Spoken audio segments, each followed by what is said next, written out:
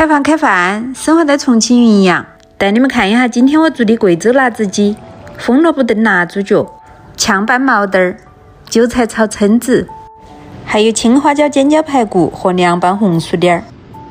毛豆兒去頭去尾，更容易入味兒。加一個八角，2片香葉，1大勺鹽。水開到再煮個5-6分鐘，然後撈起來過一下涼水。碗裡準備一點蒜末、乾辣子、乾花椒，然後淋一瓢熱油進來，把它們的香味充分激發出來。調味加鹽、白糖、松鲜鮮，多一點的生抽，少一點的醋，再加一點蠔油，再加一點香油，1小碗清水，拌均匀它一起倒在煮好的毛豆裡面。抓拌均匀它放在冰箱裡面冷藏2個小時，更入味一些。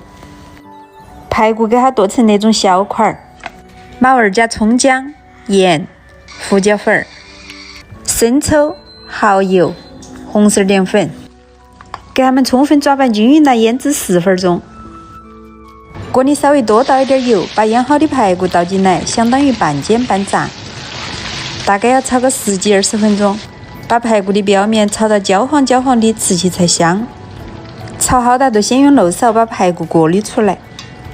鍋裡留滴油，加姜蒜，1把新鮮青花椒，青紅小米辣先給它加一半進來，翻炒一下，把它們的香味充分激發出來。然後加入排骨、辣鮮露、白糖、松鮮鮮，翻炒均匀了，加入剩餘的青紅小米辣，1小把鮮花椒。辣椒炒断生，加入多一點的白芝麻，能吃麻的還可以再加點那種藤椒油，給它們翻拌均匀了就可以出鍋。那道菜都是又香又麻又辣，特別適合口味重的，下點8加1那些巴適的拌。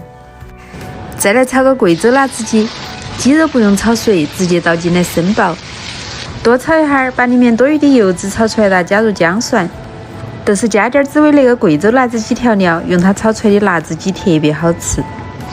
它裡面是加糍粑辣椒的，炒出來是烹香的。給它把紅油炒出來了，再少加一點水。我喜歡煮點配菜在裡面，煮好了比雞肉都還好吃些。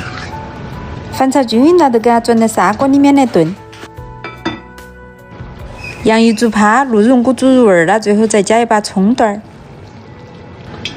鍋裡油熱，加入多一點的蒜末和小米辣，給它炒香。然後加入蛏子肉，再加入生抽、胡椒粉、松鲜鲜，大火給它們翻炒入味兒。最後再加入韭菜，翻炒均匀了就可以起鍋。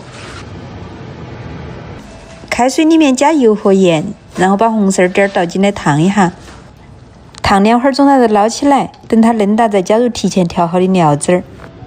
鍋裡還燉了一鍋辣豬腳和紅蘿蔔，給它舀起來了，加點蔥花在裡面。吃飯噠，姐妹們！